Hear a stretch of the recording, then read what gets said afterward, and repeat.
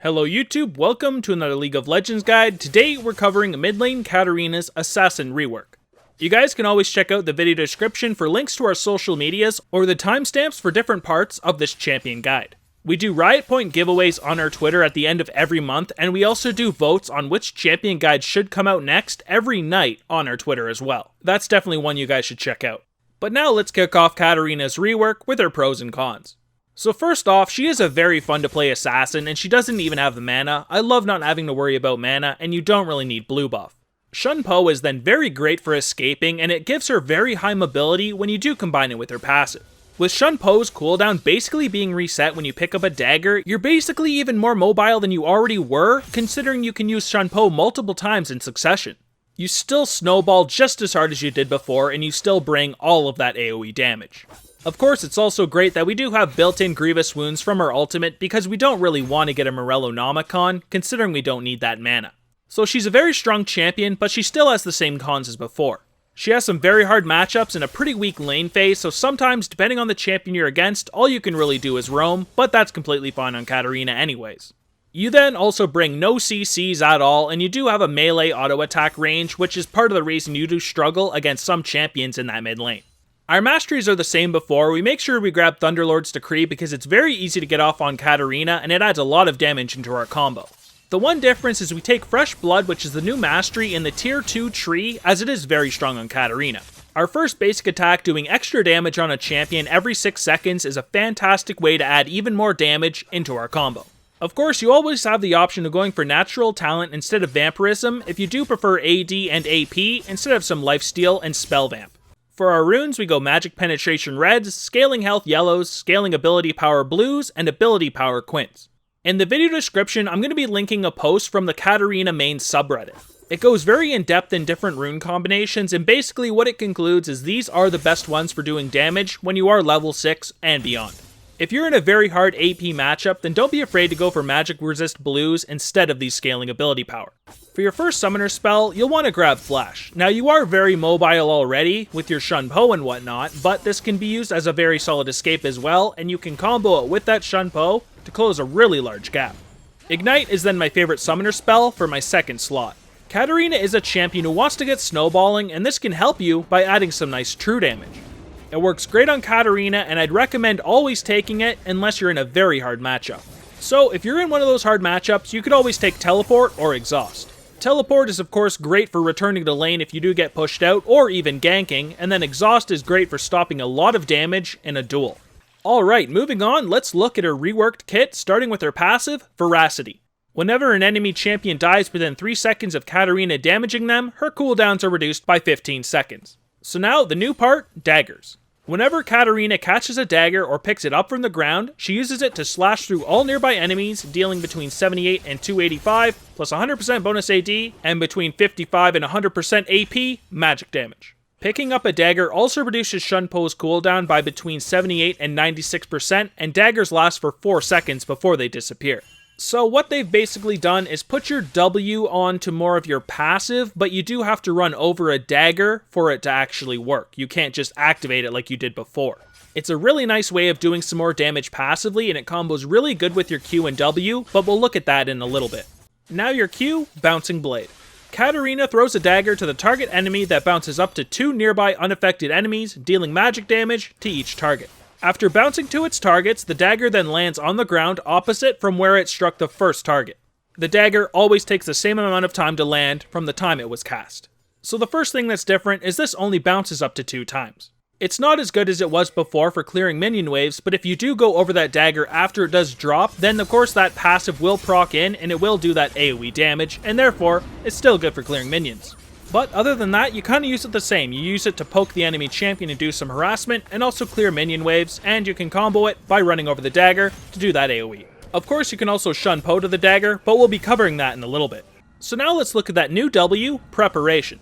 Katarina tosses a dagger into the air at her current location, which lands after 1.25 seconds, and gains bonus movement speed that decays over 1.25 seconds. So on its own, it doesn't sound very incredible as it's a very short duration bonus movement speed, but it's actually much stronger than that. When the dagger does drop, you will also do your passive AoE, which is a great way of adding some extra damage when you are near an enemy champion. You'll also generally want to activate your W before you start doing your ultimate because it will land on you during your ultimate and therefore do even more AoE damage. Now, one great way to use this ability as well is to drop this dagger before you engage onto an enemy champion, so you will have a dagger to jump back to with your Shun Po. If you can remember, your Shun Po's cooldown is reduced when you pick up a dagger, so if you Shun Po to your Q's dagger, do a bunch of damage, and then you will have the reset so you can Shun Po back onto your W's dagger. It's a great way to do some solid damage and have a safe escape route. Now is that E ability, Shun Po. Katarina blinks to the target location around the target unit or dagger. If the target is an enemy, Katarina deals the magic damage. Otherwise, she deals the same magic damage to the nearest enemy in range. So in short, Shun Po is even better than before, as long as you can use it on daggers effectively. In the lane, usually you want to try to get the Q's dagger to drop under the enemy champion so you can E to that dagger and then later on E to the champion since you will get it reset. Of course, as I did mention on the W page, you can also W before you go in so you have a dagger to jump back to. Now, your ultimate, Death Lotus.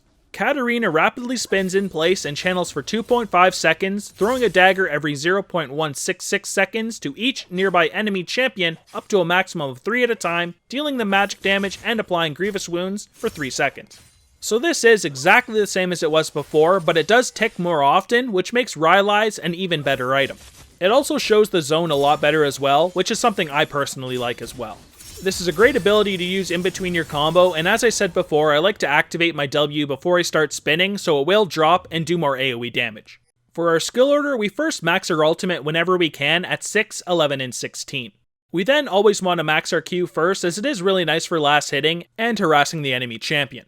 At this point, you can choose either to max your E or your W second. Both are very viable. Usually I like to max my E as it will do some increased damage, but maxing W second is great as well if you are looking for some added mobility. Now Katarina is a champion with a ton of combos considering you can start them with any ability you want, but these two are the ones I use most often. So for some lane harassment, you want to first hit the enemy with your bouncing blade. When the dagger happens to drop by the enemy champion, you can then Shun Po onto that dagger and then Shun Po onto the enemy champion afterwards so you do as much damage as possible. Then you cast your W preparation and proc that damage when it finally drops, and then you can use your Shun Po to chase the enemy champion or jump back out. The one problem with this combo is that most people aren't just going to sit there and wait for your preparation dagger to drop, so sometimes you want to use it at the beginning instead if you want to go for a quicker combo, but it won't do as much damage. Now for my all-in combo, I usually like to just Shun Po onto the enemy, but of course you can start with your Q as well. At this point, I'll quickly cast my W and then start channeling my ultimate as long as I know there's no CCs available. When you are channeling that ultimate, your W dagger will drop as well, doing that nice extra chunk of AoE damage I have talked about a few times already. You can then follow up by using your bouncing blade, and then you can Shun Po to the dagger if you do want to chase the enemy. In the early game, Katarina does have a pretty mediocre lane phase and will struggle against most enemy mid laners. You can use your harass combo when the enemy has used some cooldowns and won't be able to trade a lot of damage back onto you. At level 6, you will have a lot more kill potential on that enemy mid laner, so be much more aggressive when you do have your ultimate. Keep in mind it does have a shorter cooldown than most ultimates in the game, so don't be afraid to use it to deal a lot of damage even if you won't get that kill.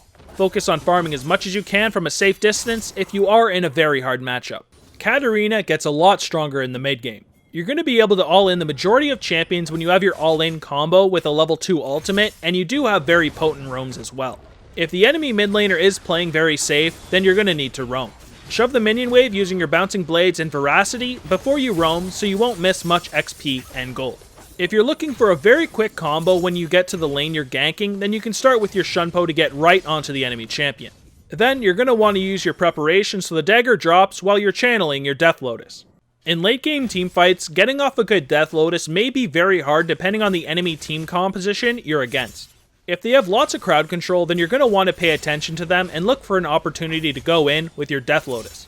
Before you go in with your Death Lotus though, you're going to want to try to bring down the enemy's health pool. You can do this by poking with your bouncing blades and then Shun Po onto the dagger when it does drop to do some nice damage with your passive. Then of course you can Shun Po to go farther or to go back out. Remember, it's not all about getting a Death Lotus on as many targets as possible. If you find the AD carry by themselves, well then you want to use it to delete them so you do reset your other abilities. Your passive still does reduce your cooldowns by 15 seconds after all. Now we're going to look at a few of our hardest matchups, starting with Annie. Annie is a champion you're going to have to play very safe against. When you finally make it to level 6, you'll want to wait until she wastes her stun before you engage, because then you can win that trade rather easily. Whenever she has her stun ready, you need to make sure you also have Shunpo ready so you can jump out while the stun comes towards you. Jace is then another champion who will pretty much always outdamage you in the lane phase. You'll have to play pretty damn safe in this matchup and farm from a distance with your bouncing blades. He is fairly gankable, and hopefully he pushes the lane a little bit so your jungler can sweep in for a gank. Kayle is then another champion you can't trade with unless her Reckoning and Righteous Fury are in cooldown. She does almost always push the lane because of the AoE from her Righteous Fury, so farm safely under your own tower. Try to poke her down and get her to waste her intervention before you actually go in for an all-in. Alright, let's look at 3 more hard matchups, starting with Victor. Against Victor, you have to play very safe and farm under your own tower since he usually pushes the lane with its Death Ray. Try to keep at range as well so he can't harass you with his Siphon power, and make sure you don't get hit by that Death Ray. When fighting him, avoid his stun at all costs because if it lands, you're 100% dead. Diana is another champion you'll want to let push the lane. Try and bait out and dodge her Crescent Strike before you even think about trading against her. She's going to be very hard for you to kill because of the shield from her Pale Cascade and the ability to stop your Death Lotus with her Moonfall. Avoid her and roam to other lanes. Akali was always a hard matchup for Katarina, but in 6.2 she got even harder because you can't reveal her out of her Twilight Shroud anymore. You want to trade with her until level 6, but then she becomes very hard to beat in 1v1 duels when she has 3 stacks on her Shadow Dance. Avoid her at all costs and roam to other lanes. Alright, now for that item build. In a normal game, we'll want to start with a Dark Seal, Health Potion, and Warding Totem. We get a nice chunk of damage, and that increased sustain from potions is really nice for surviving through that lane phase. If we're against a really hard AD matchup, then we could get Cloth Armor instead, and if we do need full-on mobility, then Boots of Speed and Pots is a great start as well. For our core build, we go for Luden's Echo, Rylai's Crystal Scepter, and Sorc Shoes. Luden's Echo's always been a really solid item and still is on Katarina, considering it does do a really nice chunk of damage and has that movement speed as well for your roams. Rylai's has got even stronger now because of how your kit works, and your ultimate does tick more often now, which makes the slow even stronger. And then of course you want Sorc Shoes just for that early penetration. For our item pool, first is Rabadon's Deathcap to get as much ability power as possible, and then Void Staff to get through as much magic resist as possible. Zhonya's is then a really solid defensive item as well, as you can use the Stasis if you are waiting for your cooldowns. Abyssal is still a great item as it does increase your magic damage by 10%, it no longer has flat penetration, but that is still very solid. If you went for the Dark Seal start and you are snowballing, you could get a Magi's as well, as it is a really good way to keep on snowballing. Against a very tanky team where you need more flat penetration and a burn, Liandry's a great pickup. Then, of course, Guardian Angel, a great fantastic late game item to come back to life. We also have some viable Hextech items in that Protobelt and the Gunblade. I'm honestly not a huge fan myself. Protobelt is decent for adding some nice burst, and Hextech Gunblade is pretty decent as well because it does have some AD and AP. Last tier is Banshee's Veil. It is pretty decent as well because you are jumping into the middle of team fights and you don't really want to be CC'd when you're channeling your ultimate, and this can help. But for my normal full build, I take that core, then add the Rabadon's Deathcap, Void Staff, and Zhonya's. This is the build I go for in pretty much 80% of my games, and it is exceptionally strong. But that, ladies and gentlemen, covers my mid lane Assassin Reworked Katarina guide. Don't forget to visit our Twitter if you want to enter Riot Point giveaways or vote on the next champion guide to come out. Of course, all of our other links are down in the video description if you want to view those as well, but thank you guys a lot for watching the guide. I hope you guys did enjoy it, and I will see you guys in the next one. Peace! So aren't you glad to meet me? I think you should, I'd be glad to meet me. If I were you, aren't you glad to meet me? I think you should. I make a real good song out of you, time and ticking slow. Yes, you're overdue, aren't you glad to meet me?